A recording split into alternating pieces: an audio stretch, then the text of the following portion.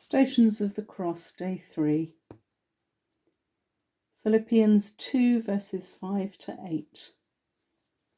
Paul writes, "Let the same mind be in you that was in Christ Jesus, who, though he was in the form of God, did not regard equality with God as something to be exploited, but emptied himself, taking the form of a slave, being born in human likeness.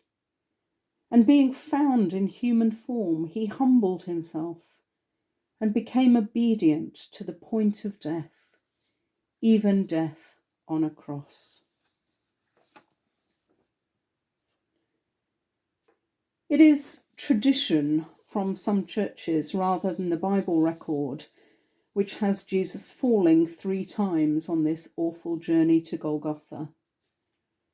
Jesus, the fully divine one, who could have called on angels to help him bear the weight of the cross, who could have cried out to his disciples or supporters to help him.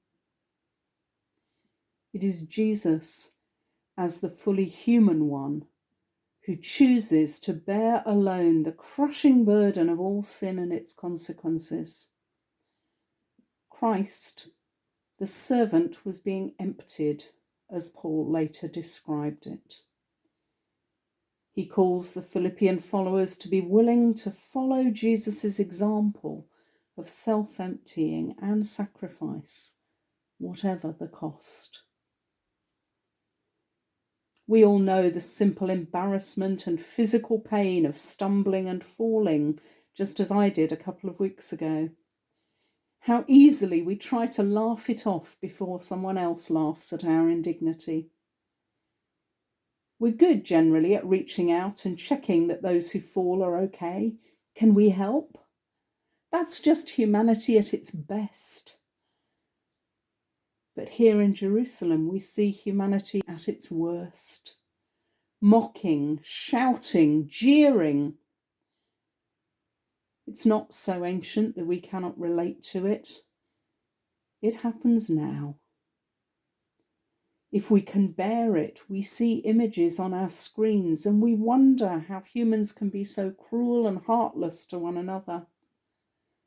Or perhaps, like me, you turn away in horror and disgust, not wanting to see.